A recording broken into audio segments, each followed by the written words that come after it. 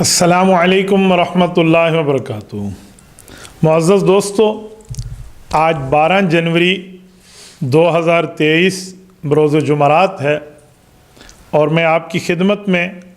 سوال آپ کا جواب شریعت کا لائیو سیشن لیے ہوئے خدمت میں حاضر ہوں۔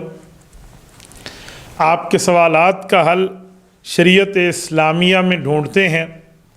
اور آپ کے جو سوالات کل سے پرسوں سے گزشتہ پرسوں سے چل رہے ہیں ان کو دیکھتے ہیں۔ سب سے پہلا سوال ہے، محمد احسان اٹک سے پوچھتے ہیں، مفتی صاحب کیا ٹی وی ڈش پر ننگی تصاویر دیکھنے سے ہمارا وضو ٹوٹ جاتا ہے یا نہیں؟ بھائی احسان،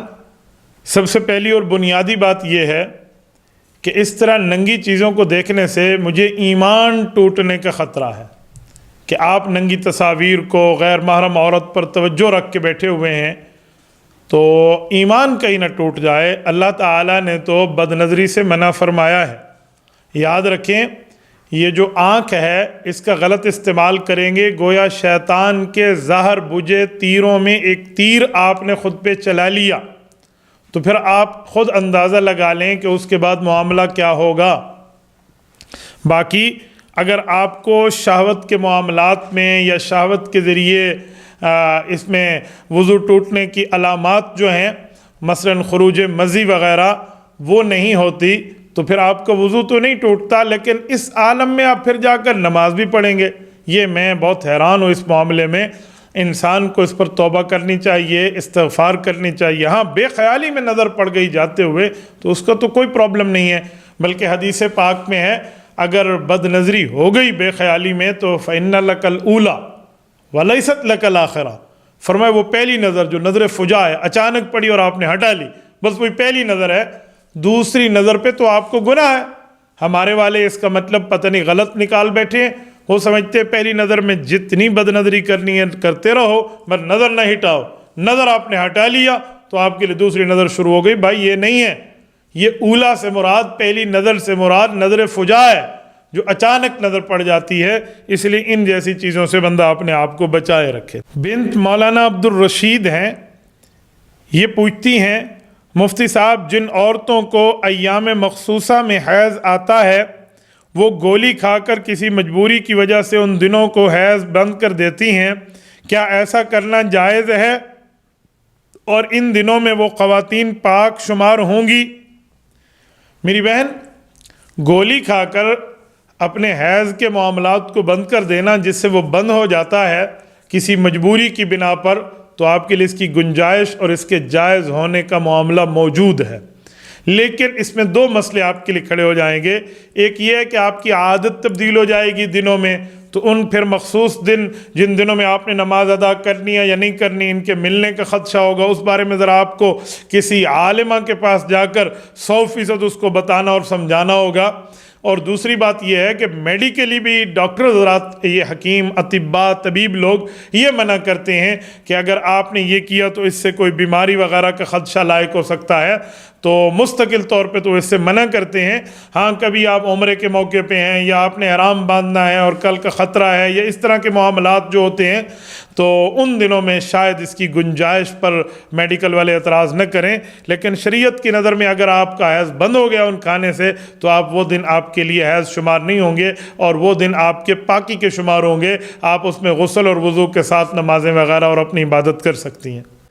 محمد اسلم صاحب ڈیرہ غازی خان سے پوچھتے ہیں، مفتی صاحب گائے اور بکرے کے ذبح ہونے کے بعد کا جو خون اس کے گوشت میں سے نکلتا ہے، مثلا جب ہم کسائی کی دکان پہ ہوں وہ گوشت کاٹتا ہے، اس سے خون کے چھینٹے اڑتے ہیں اور وہ ہمارے کپڑوں پہ پڑتے ہیں، تو کیا اس سے کپڑوں کو دھونا پڑے گا؟ یہ خون پلید ہے؟ بھائی جان، ایک بات ذہن میں رکھیں، جانور میں خون تو ایک ہی ہے، لیکن اس کے خون کی دو قسمیں شریعت نے بیان کی ہیں۔ قرآن کریم نے او دم مسفوحا کہہ کر ایک خون کو دم مسفوح قرار دیا ہے جس کو حرام کہا گیا ہے، اور ایک دم حلال ہے۔ دم مسفوح جو ذبح کرتے وقت گردن پہ جب چھری چل رہی ہوتی ہے کسی حلال جانور کے، اور وہ جو اس وقت خون نکل رہا ہوتا ہے بڑی تیزی سے رگوں سے، اسے دم مسفوح کہتے ہیں، یہ حرام ہے، قلیل کثیر اس کا حرام ہے، یہ آپ کے جسم پہ لگ گیا تو پھر آپ کو دھونا پڑے گا۔ لیکن جو ذبح ہو گیا، بکرے کی گوشت بن گئے، اس وقت اس کی بوٹیاں کی جا رہی ہیں اور کوئی خون کے چھینٹے اڑ کے اگر آپ کے جسم پہ آ بھی گئے ہیں، اس خون کو ہم پلید خون نہیں کہتے، یہ خون پاک ہے اور حلال ہے۔ لہٰذا اگر ایسے خون کے چھینٹے کسائی کی دکان پہ آپ کے جسم پہ پڑ جاتے ہیں تو اس کے لگے ہوئے کے ساتھ آپ نے نماز پڑھ لی، عبادت کر لی، تو آپ کی نماز جائز ہے، دوبارہ دہرانے کی ضرورت نہیں ہے۔ ہاں کپڑوں کو ویسے آپ دھونا چاہیں تو دھو لیں، لیکن آپ اس کو یہ نہیں کہہ سکتے کہ اس سے کپڑے حرام ہو گئے ہیں، پلیت ہو گئے ہیں۔ حافظ محمد عادل ضلع جھنگ سے پوچھتے ہیں، مفتی صاحب میں امام مسجد ہوں، مجھے بتائیے ربنا لک الحمد میں بھی پڑھوں گا یا نہیں، یا اگر میں نہ پڑھوں تو کیا نماز میں کوئی حرج واقع ہوگا؟ آیا یہ لفظ صرف مقتدی کے لیے ہے یا مقتدی امام دونوں کے لیے ہے؟ حافظ صاحب، سمیع اللہ لمن حمیدہ، ربنا لک الحمد، یہ جو ربنا لک الحمد کا جملہ ہے یہ مقتدی بھی پڑھیں گے، امام بھی پڑھے گا۔ یہ بات آپ ذہن میں رکھیں، امام کو اس کا پڑھنا افضل بتایا گیا ہے۔ ہاں اگر امام نہیں پڑھتا تو یہ نہیں کہا جائے گا کہ اس کی نماز ہی نہیں ہوئی۔ سنت کی پابندی اس نے نہیں کی، ثواب میں کچھ کمی تو واقع ہو سکتی ہے، نماز ادا ہو جائے گی، لیکن بہتر ہے سمیع اللہ لمن حمیدہ کے بعد مقتدی بھی ربنا لک الحمد کہیں اور امام بھی ربنا لک الحمد کہے۔ اسی لیے بہتر ہے، حضرت عائشہ رضی اللہ تعالیٰ عنہ کی حدیث پاک بھی اس طرح کی موجود ہے کہ رسالت مآب علیہ الصلوۃ والسلام نے ربنا لک الحمد فرمایا ہے۔ محمد نعمان تلگنگ سے پوچھتے ہیں، مفتی صاحب نماز میں سجدہ کرتے وقت اگر دونوں پاؤں زمین سے اٹھ جائیں تو کیا نماز ہو جائے گی یا ٹوٹ جائے گی؟ بھائی محمد نعمان، سجدہ کے دوران آپ کے اعضاء جو زمین پر لگے رہے نا، ان میں ماتھا بھی ہے، ان میں ناک بھی ہے، ان میں 2 ہاتھ بھی ہیں، ان میں 2 گھٹنے بھی ہیں، 2 پاؤں بھی ہیں، یہ 8 اعضاء ہیں جن پر سجدہ ہوتا ہے۔ 2 پاؤں زمین پہ ہونے چاہیے، 2 گھٹنے زمین پہ لگے ہونے چاہیے، دونوں ہاتھ زمین پر ہوں، 2 2 4 2 6 ہو گئے، 7ویں نمبر پہ ناک، 8ویں نمبر پہ ماتھا، یہ 8 اعضاء پہ آپ کا سجدہ ہے، یہ زمین پہ چپکے ہونے چاہیے، لگے ہونے چاہیے۔ اور پاؤں کے لیے تو یہ کہا گیا ہے کہ اس کی انگلیاں جو ہیں یہ آپ بالکل قبلہ رخ رکھیں گے اور قبلہ رخ رکھ کے آپ اس کو باقاعدہ موڑے ہوئے ہوں گے، یہ اس طریقہ مسنون ہے اور سنت کے مطابق ہے۔ ہاں اگر کوئی انگلیاں نہیں موڑتا، موڑ سکتا تھا، ایک ہے تکلیف ہے نہیں موڑ سکتا تو کوئی نہیں پرابلم، لیکن ایک بندہ موڑ سکتا ہے پھر بھی نہیں موڑتا تو ایک تو سنت کی مخالفت ہو رہی ہے، دوسرا تجربہ یہ ہے کہ ہو سکتا ہے اس کی کمر میں درد ہو جائے۔ کیوں؟ جو کمر کے درد کی ورزشیں ہیں جو ڈاکٹر حضرات بتاتے ہیں ان میں انگلیوں کا موڑنا بھی ہے۔ قربان جائیں رسالت مآب علیہ الصلوۃ والسلام پہ جنہوں نے 1400 سال پہلے آپ کی اور میرے لیے نماز میں یہ انگلیاں موڑنے کا طریقہ مسنون قرار دے دیا، جس میں عبادت خدا بھی ہو رہی ہے اور جسم کی ورزش بھی ہو رہی ہے اور اس سنت کی اتباع بھی ہو رہی ہے۔ تو اسی لیے بہتر ہے آپ اس طرح کریں۔ لیکن کوئی آدمیوں کی عادت ہوتی ہے وہ سجدے کے اندر اپنے پاؤں کو اٹھا لیتے ہیں، جب سجدے میں پاؤں اٹھ جائے تو اس کی 2 باتیں ذہن میں رکھیں، ایک ہے پاؤں اٹھا اور پھر زمین پہ آ گیا تو نماز ہو گئی اگرچہ اس کی ثواب میں کمی ہوئی، لیکن اگر پورے سجدے میں ہی آپ کے پاؤں اٹھے رہے اور سجدے میں وہ زمین پر نہ رہے تو 8 اعضاء کی ترتیب پوری نہیں ہوئی تو آپ کا سجدہ نہیں ہوا، اور اگر آپ کا سجدہ نہیں ہوا تو پھر آپ کی نماز بھی نہیں ہوئی۔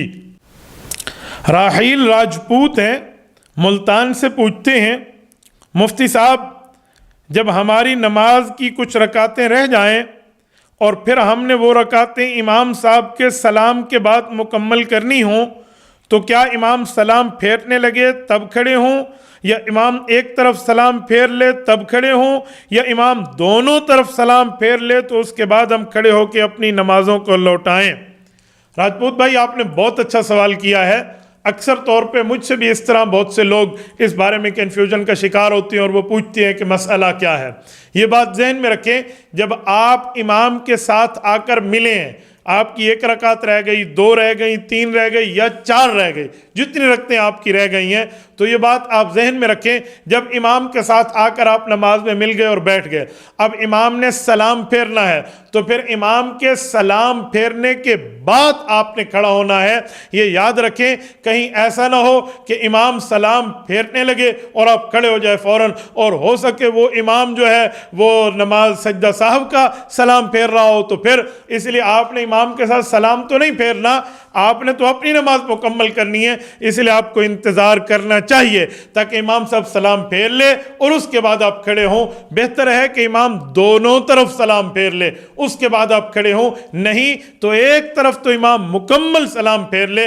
ہاں دوسری طرف اس کا سلام پھر رہا ہو، اس وقت آپ کھڑے ہو سکتے ہیں، لیکن بہتر صورت یہی ہے کہ امام کو نماز مکمل کرنے دیں، سلام پھیرنے دیں۔ جب امام سلام پھیر لے گا، نماز پوری ہوگی، جیسے وہ سلام اس کا ختم ہو آپ کھڑے ہو جائیں اور اس کے بعد آپ اپنی بقایا نماز کو لوٹا لیں۔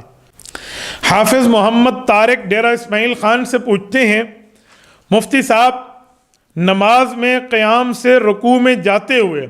اللہ اکبر کہنا میں بھول گیا اور کبھی کبھی بھول بھی جاتا ہوں، تو کیا میں نماز دوبارہ پڑھوں گا؟ میرے بھائی، نماز کی تکبیروں کی 2 قسمیں ہیں، ایک قسم واجب، ایک قسم سنت۔ جو تکبیر تحریمہ ہے یہ فرض ہے، واجب ہے، لازم ہے۔ اس تکبیر تحریمہ پہ آپ نے اللہ اکبر زبان سے کہنا ہے۔ جو باقی تکبیرات انتقال ہیں، جو آپ رکوع پہ جا رہے ہیں، سجدے سے اٹھ رہے ہیں، سجدے میں جا رہے ہیں، یہ جو اللہ اکبر ہے، ان تکبیرات کے الفاظ زبان سے کہنا یہ سنت ہے، واجب نہیں ہے۔ آپ سے تکبیر تحریمہ کے لفظ اللہ اکبر چھوٹ گیا تو آپ کی نماز نہیں ہوئی، کیونکہ آپ نے ضروری تکبیر کو چھوڑ دیا ہے، اور ضروری سے مراد جو فرض واجب کی حد تک تھی، اور وہ تکبیر جو تکبیرات انتقال ہیں اور نماز کے اندر کی ہیں،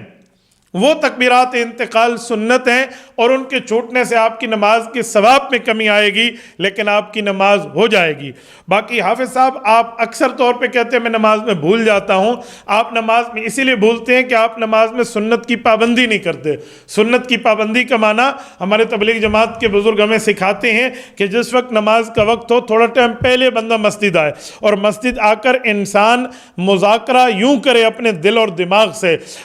وہ کرے جس کو کہتے ہیں استحضار کرے کہ میں اللہ کی دربار میں کھڑا ہونے لگا ہوں، رب کریم کے دربار میں کھڑا ہوں گا، میں مجرم ہوں، اللہ کا گناہگار ہوں، عبد اللہ کا عاصی بندہ ہوں، میں اللہ کے دربار میں آیا ہوں، رب کریم جو اپنے دربار میں آنے والے ہیں اس پر کرم فرماتے ہیں، لہٰذا میں مولا کے سامنے ہوں، اب اللہ مجھے دیکھ رہا ہے، اللہ کے دیکھتے ہوئے میں عبادت کر رہا ہوں، اس طرح کا استحضار ہو، اور یہ سوچے ہو سکتا ہے زندگی کی آخری نماز ہو سکتا ہے میری کمر کے پیچھے فرشتہ موت کا ٹھہرا ہو سکتا ہے یہ دائیں طرف جنت ہو، بائیں طرف جہنم ہو، سامنے پتہ نہیں کیا، اس طرح کے معاملہ ہو سکے تو سامنے قبلہ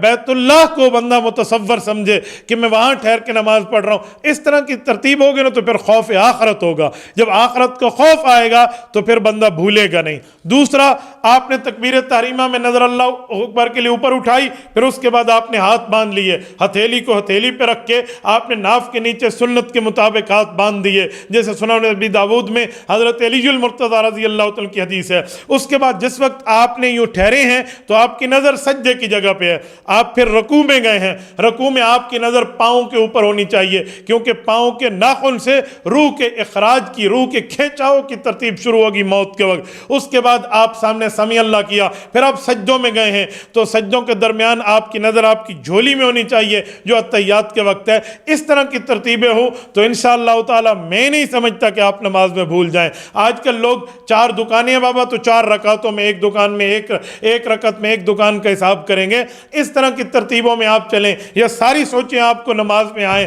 اور آپ ادھر ادھر کے معاملات دیکھیں، دائیں بائیں دیکھتے رہیں ادھر ادھر، تو پھر اس کے بعد بندہ بھولتا ہے۔ اسی لیے بہتر ہے کہ آپ ان صحیح امور کو اختیار کریں تو آپ نماز میں نہیں بھولیں گے۔ محبوب احمد کراچی سے پوچھتے ہیں، مفتی صاحب میں نے نماز کی نیت کر کے اللہ اکبر کیا اور اس کے بعد سامنے گھڑی میں دیکھا تو مجھے نظر آ گیا کہ نماز کا وقت پر 3 منٹ اوپر ہو گئے ہیں، یعنی میں نے دیکھ کے گھڑی سے ٹائم سمجھ لیا، تو کیا جب میں نے یوں کیا ہے تو مجھے بتائیں میری نماز ہو گئی؟ حالانکہ میں نے یہ بھول کے دیکھا تھا۔ ساتھ ساتھ یہ بھی پوچھوں کہ اگر کوئی جان بوجھ کے گھڑی کے اندر نماز کے ٹائم اور تاریخ کو دیکھ لے تو اس کی نماز ہوگی یا نہیں ہوگی؟ بھائی محبوب،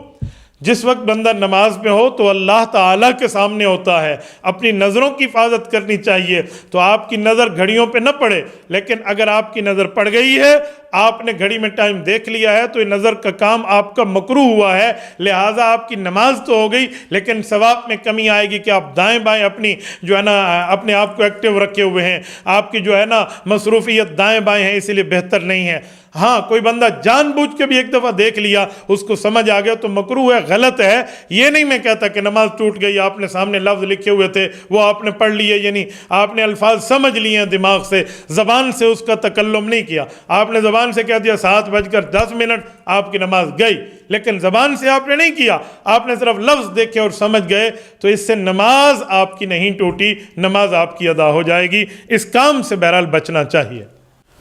مفتی صاحب پلیز میرا نام لائیو سیشن میں نہ لینا۔ ٹھیک ہے میری بہن، میں نام نہیں لیتا۔ اور بتائیے، لڑکا، میرا سوال ہے، لڑکا اور لڑکی دونوں ایک دوسرے کو پسند نہیں کرتے تھے، ان کے بڑوں نے زبردستی ان کی شادی کرا دی، تو کیا شریعت میں شادی ہوئی یا نہ ہوئی؟ دیکھیں، عاقلہ اور بالغہ لڑکی، عاقل اور بالغ لڑکا، یہ اپنے نکاح کے خود ذمہ دار ہیں، یعنی یہ خود ایجاب و قبول میں رضامندی ظاہر کریں گے تو نکاح ہوگی، نکاح ان کی شادی ہوگی، نکاح میں زبردستی نہیں کیا جا سکتا۔ تو یہ بات ذہن میں رکھیں، اگر آپ نے بڑوں کی دباؤ پر آ کے قبول ہے کہہ لیا اور اس نے بھی رشتے کے معاملے میں اس طرح کر لیا تو پھر آپ کا نکاح ہو گیا ہے۔ ہاں، ان نے آپ کے اوپر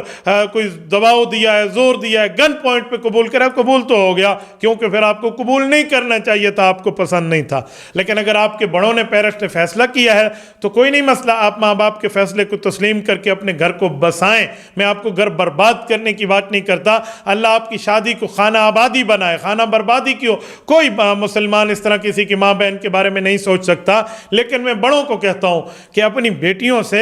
اپنے گھر والیوں کے ذریعے یا ان کی پھوپھو اپنی بہن کے ذریعے ان کی رضا تو معلوم کر لو یار۔ آپ نے بیٹھ کے ایک طرفہ فیصلہ کر لیا ہے، ہو سکتا ہے اس کے دل میں ہو کہ میں نے یہاں شادی نہیں کرنی، تو رضا پوچھنے میں کیا حرج ہے؟ تو بات میں اس طرح کے سوالات آتے ہیں، مفتی صاحب اس آڑا نہ چکی، ہمارا نام نہ لینا، اور اس کے بعد یہ معاملہ اور وہ معاملہ اور فلاں اور فلاں۔ تو بھائی اس طرح کی کئی ترتیبیں ہیں جو مفتی اپنے نام، ان کا نام اپنے سینے میں دفن کر کے پھر بتاتا ہے کہ ہمیں کسی نے کہا اور ہمیں کسی نے بتایا، تو لوگ کہتے ہیں کس نے کہا نام لو، تو بعض اوقات اس طرح امانت کی وجہ سے نام نہیں لیا جا سکتا۔ تو نکاح کے معاملات میں رضامندی کو معلوم کر لینا یہ بہت اچھی بات ہے۔ ناصر نیازی صاحب میاں والی سے پوچھتے ہیں، مفتی صاحب میرا سوال ہے کہ جس شادی میں موسیقی چل رہی ہو اور دعوت ولیمہ میں مسلسل گانا شروع ہو، ایسی شادی اور دعوت ولیمہ کی شرکت میں ایسی دعوت ولیمہ میں شرکت کرنا اور شادی میں جانا جائز ہے یا نہیں؟ بھائی ناصر، افضل ترتیب تو یہی ہے کہ اگر آپ کو اس بات کا پتہ ہے کہ وہاں یہ کام ہے اور آپ کی بات مانی جا سکتی ہے تو آپ یہ کام رکوا دیں۔ اگر آپ کی زبانی طاقت ہے آپ زبانی طاقت سے رکوائیں، ہاتھ کی طاقت ہے تو ہاتھ کی طاقت سے رکوائیں، وہ آپ کے محتاط ہیں یا آپ کے کولیگ ہیں یا آپ کے دوست ہیں یا آپ کے ساتھی ہیں، وہ آپ کی بات سے، آپ نے جا کر ٹیپ ریکارڈ بند کر دیا، انہیں پتہ ہے آپ کا اتنا احترام کرتے ہیں کہ وہ دوبارہ نہیں چلائیں گے، تو ٹھیک ہے پھر آپ کر لیں، نہیں تو پھر ایسی شادیوں میں جائیں بھی نہیں، بالکل نہ جائیں آپ۔ 100% ایسی شادی کا آپ بائیکاٹ کریں جس محفل میں یہ کام چل رہا ہو۔ ہاں اس کے علاوہ ان کا کوئی ایسا پروگرام ہے نکاح وغیرہ کا جہاں شادی کی ترتیب میں موسیقی نہیں ہے تو اس چیز میں آپ شرکت کر سکتے ہیں، وہاں آپ جا سکتے ہیں۔ لیکن اگر کہیں ایسی صورتحال پیش آ گئی کہ آپ پہنچ گئے، آپ کو نہیں پتہ تھا، وہاں گانا شروع ہو گیا، اٹھ کے آ سکتے ہیں تو آ جائیں، یہ بہت بہتر ہوگا۔ یہ قطع رحمی کے سلسلے میں نہیں جائے گا کیونکہ آپ نے ان کو سمجھائے دیا ہے، یہ نہیں مانے۔ آخری درجہ تو یہی ہے کہ اس کو برا کہیں، میں آپ کو کم از کم اس بات کی اجازت نہیں دے سکتا کہ آپ وہیں بیٹھے بھی رہیں اور استغفار بھی پڑھتے رہیں اور اس گناہ میں بھی شریک ہوں، کم از کم اپنا احتجاج آپ کو وہاں ریکارڈ کرانا چاہیے۔ میری ایسی شادی کی ترتیب یہ ہوتی ہے، میں اس شادیوں میں نہیں جاتا، بعد میں جاتا ہوں تو انہیں سمجھاتا بھی میں تمہاری شادی میں نہیں آیا تھا، میرے پاس کارڈ پہنچا تھا، میرے پاس دن اگر فارغ بھی ہوتا تو میں آپ کی شادی میں نہیں آتا، اس کی وجہ یہ آپ کو پتہ ہو، بعد میں آپ نے وہ کام چھوڑ دیا، ابھی گانا نہیں چل رہا تو میں آیا ہوں، اللہ آپ کی شادی مبارک فرمائے، اللہ آپ کے گناہ کو معاف فرمائے۔ انسان ہے، انسان شرمندگی میں پھر محسوس بھی کرتا ہے کہ یار مجھ سے آئے ہیں، یہ بات کہی بھی ہے، تو انسان اپنے کیے پہ نادم ہوتے، اللہ پاک توبہ کی توفیق عطا فرماتے ہیں۔ اس طرح کی ترتیب کو آپ دیکھ لیں۔